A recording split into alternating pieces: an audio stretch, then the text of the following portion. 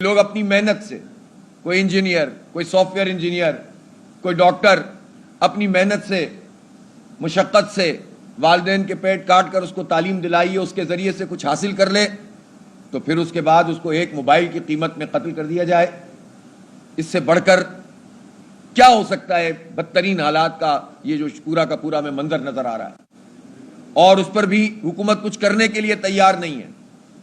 یہ جو حالات ہیں اس کی وجہ سے نوجوان مایوس ہو رہے ہیں، اور اب والدین کہتے ہیں، وہ والدین جن کی تمنا ہوتی تھی کہ ہمارے بچے ہمارے ساتھ رہیں، اب وہ والدین کہتے ہیں کہ ہم اپنے بچوں کو ملک سے باہر بھیجنا چاہتے ہیں۔ کیوں کہتے ہیں؟ اس لیے کہ ان کو پتا ہے کہ جب تعلیم نہیں دے رہے، صحت کی سہولت نہیں دے رہے، روزگار نہیں دے رہے، پھر بھی کوئی محنت کر کے اگر آگے بڑھ رہا ہے تو اس کے لیے مواقع نہیں ہے، اور اگر پھر بھی وہ کچھ کر لے تو پھر اس کی جان خطرے میں ہے۔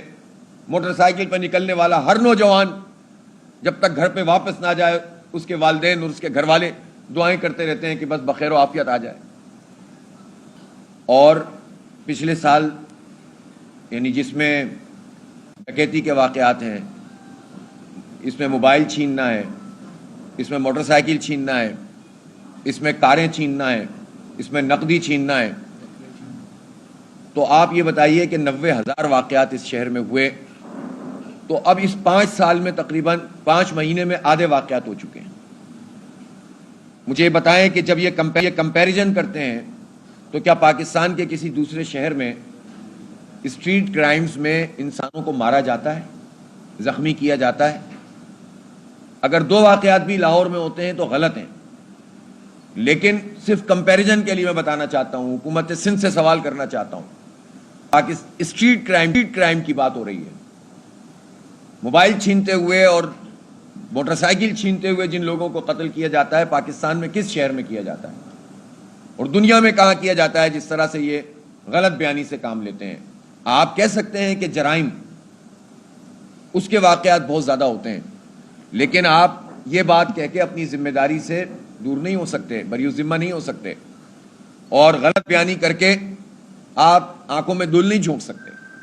اس لیے اس شہر کے لوگ انتہائی پریشان ہیں، اور نوجوان جن کو پہلے ہی تعلیم کے مسائل ہیں، انتہائی مہنگی تعلیم، پروفیشنل تعلیم حاصل کرنا ایک عذاب بن گیا ہے، ایک مافیا ہے جو ہر جگہ پر مسلط ہے، اور حکومت ہے جو اپنی ذمہ داری ختم کرتی چلی جا رہی ہے۔ سرکاری جامعات کو پیسے نہیں دیتے، ابھی وفاقی حکومت نے بھی 65 ارب روپے تھے جو جامعات کو دینے تھے HEC ریکمنڈیشن پہ، اس کو 22 ارب روپے پہ لے گئے، یعنی اگر کچھ گرانٹ مل سکتی تھی وہ بھی نہیں دے رہے۔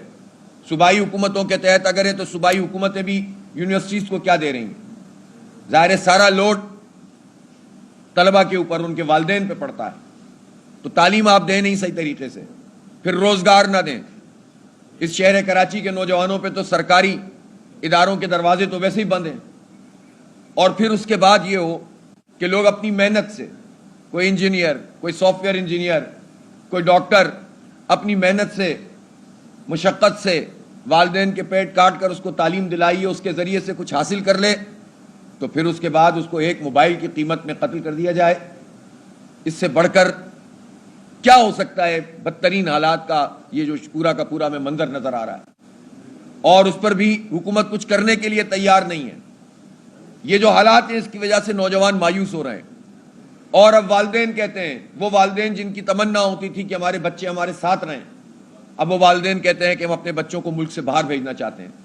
کیوں کہتے ہیں؟ اس لیے کہ ان کو پتا ہے کہ جب تعلیم نہیں دے رہے، صحت کی سہولت نہیں دے رہے، روزگار نہیں دے رہے، پھر بھی کوئی محنت کر کے اگر آگے بڑھ رہا ہے تو اس کے لیے مواقع نہیں ہے، اور اگر پھر بھی وہ کچھ کر لے تو پھر اس کی جان خطرے میں ہے۔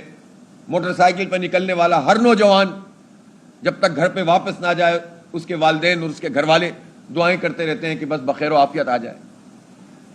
اس خوف کے سائے میں اس شہر کے لوگ پل رہے ہیں، اور یہ خوف کون مسلط کر رہا ہے؟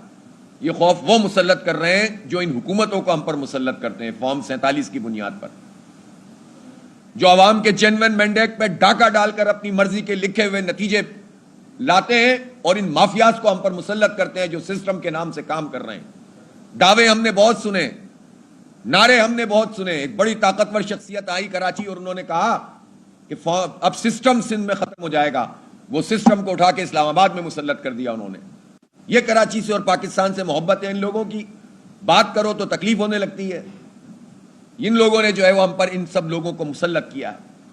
اور آپ یہ دیکھیں کہ پولیس کا نظام اس وقت تقریباً یہ ریزرو اور یہ سب ملا کے کوئی 50,000 کے قریب، یوں سمجھ لیں کہ آپ 45,000 50,000 پولیس والے ہیں، جن میں سے آدھے وہ لوگ ہیں جو پروٹوکول میں چل رہے ہیں، 14,000 تو ریزرو ہیں، اور پھر اس کے بعد کوئی خود انٹرنل جو پولیس والوں کی سیکیورٹی ہے اس پر پولیس والے لگے ہوئے ہیں، وزراء کی سیکیورٹی میں لگے ہوئے ہیں، بڑے بیوروکریٹس کی سیکیورٹی میں لگے ہوئے ہیں، خود جو لا انفورسنگ ایجنسیز ہیں اس کو کارڈن آف کرنے میں لگے ہوئے ہیں. آپ اندازہ لگائیے جن کا کام حفاظت کرنا ہے ان کی حفاظت ہو رہی ہے.